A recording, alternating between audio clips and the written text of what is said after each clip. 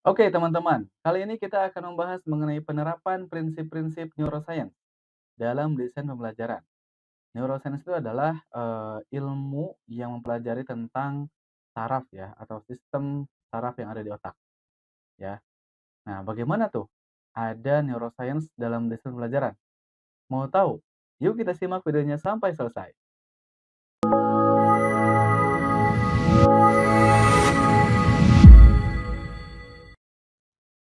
Oke, jadi kita akan belajar mengenai pengantar prinsip neuroscience dalam pembelajaran. Kemudian pemanfaatan neuroplastisitas untuk pembelajaran, kemudian interaktivitas sebagai stimulasi kognitif, kemudian kita akan belajar manfaat dari penerapan prinsip neuroscience ini, kemudian kita juga akan belajar mengenai, kekurangan dan tantangan dalam penerapan prinsip neuroscience. Dan kita juga akan belajar implikasi atau penerapan praktis dalam ruang kelas. Oke. Nah, apa itu prinsip neuroscience dalam pembelajaran? Ya. Dalam merancang pembelajaran interaktif, prinsip neuroscience dapat menjadi panduan berharga. Pahami bahwa otak adalah organ yang dinamis dan responsif. Oleh karena itu, desain pembelajaran harus mencerminkan adaptabilitas otak terhadap informasi. Jadi intinya otak ini kan dinamis ya. Otak ini sebenarnya sangat luar biasa kemampuannya. Jadi dalam membuat desain pembelajaran itu harus dinamis, jangan jangan terpaku, jangan Jangan begitu-begitu aja gitu. Karena ini sayang nih kapasitas otak masih banyak yang perlu digunakan gitu. Kasarnya seperti itulah. Kenapa, prinsip neuroscience ini penting dalam desain pembelajaran gitu. Dan itu penting juga untuk mengakui bahwa peran emosi dalam pembelajaran, dapat mempengaruhi proses belajar siswa. Dan desain pembelajaran yang memperhitungkan aspek emosional dapat meningkatkan keterlibatan dan pemahaman siswa. Oke. Lalu bagaimana memanfaatkan neuroplastisitas untuk pembelajaran? Nah, neuroplastisitas itu apa sih? Neuroplastisitas ya. Oke. Jadi konsep neuroplastisitas itu merupakan kemampuan otak untuk berubah dan menyesuaikan ya.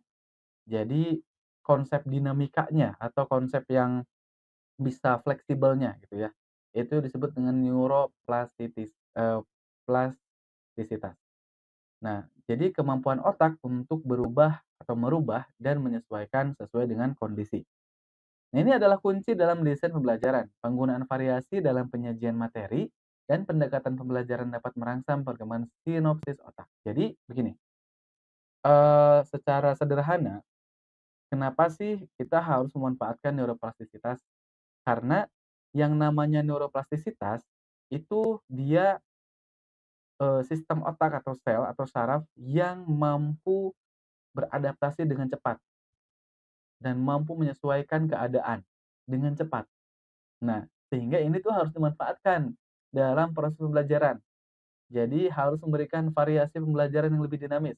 Makanya jangan salahkan kalau ada siswa yang bosan belajar sama kita. Jangan-jangan kita memang belajarnya gitu-gitu aja, ceramah terus dari 1,5 jam gitu ya, full ceramah, nggak ada variasinya sama sekali, gitu. Karena memang otak menuntut untuk lebih dinamis, otak ini ya terutama si neuroplastisitas ini, eee, ingin sesuatu yang berbeda gitu ya, yang bisa, mengembangkan penyesuaiannya gitu. Nah, jadi neuroplastisitas juga menyoroti pentingnya membangun pengalaman pembelajaran yang beragam, dengan memanfaatkan berbagai jenis kegiatan dan konten. Pembelajaran dapat menjadi lebih efektif dan menarik. Oke, kemudian interaktivitas sebagai stimulasi kognitif. Oke, pentingnya interaktivitas dalam pembelajaran melibatkan siswa secara aktif, misalnya melalui diskusi, simulasi, atau proyek, dapat meningkatkan stimulasi kognitif dan memperkuat pengertian konsep. Sumber daya digital interaktif juga dapat diintegrasikan untuk memberikan pengalaman belajar yang lebih mendalam. Ini menciptakan lingkungan yang dinamis dan menantang. Oke, lalu apa sih manfaat penerapan prinsip neuroscience ini? Ya. Jadi dengan menerapkan prinsip neuroscience ini, kita dapat membawa manfaat besar ya, termasuk peningkatan retensi informasi, motivasi siswa, dan pengalaman pembelajaran yang lebih positif. Ini menciptakan lingkungan yang mendukung pertumbuhan kognitif. Selain manfaat ini, pendekatan neuroscience juga dapat merangsang rasa ingin tahu siswa, mempromosikan kemampuan pemecahan masalah, dan mengurangi tingkat kelelahan belajar.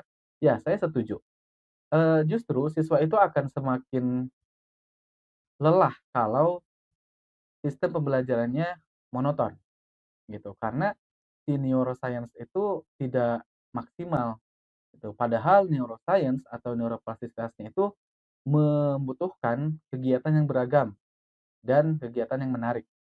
Sehingga ketika pembelajaran semakin dinamis, pembelajaran semakin banyak, semakin beragam, itu akan semakin hidup ya, semakin hidup suasananya, semakin, bahagia pada saat belajarnya, kemudian juga berpengaruh pada, neuroscience-nya itu semakin menyala gitu ya, karena semakin maksimal, dioptimalkan gitu keberagamannya.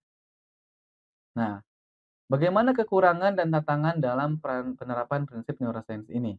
Ya, eee jadi begini, tidak ada pendekatan yang sempurna atau metode yang sempurna. Pasti ada beberapa tantangan yang mungkin muncul, seperti keterbatasan sumber daya atau kesulitan dalam mengukur efektivitas secara langsung.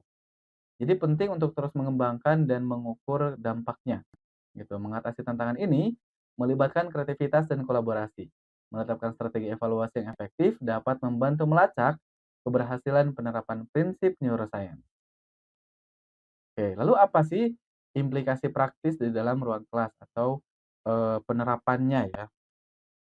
Ya, nah sebagai alternatif studi kasus, mari kita fokus pada implikasi praktis ya penerapan prinsip neuroscience dalam ruang kelas. Bagaimana guru sehari-hari dapat mengintegrasikan pemahaman tentang otak siswa ke dalam metode pengajaran mereka. Nah, ini referensi ya, jadi guru dapat memanfaatkan teknik seperti pemberian umpan balik yang konstruktif, kemudian penggunaan variasi aktivitas pembelajaran, lakukan variasi pembelajaran, variasi aktivitas pembelajarannya harus lebih kaya lagi, dan memberikan tantangan yang sesuai dengan tingkat kesulitan siswa.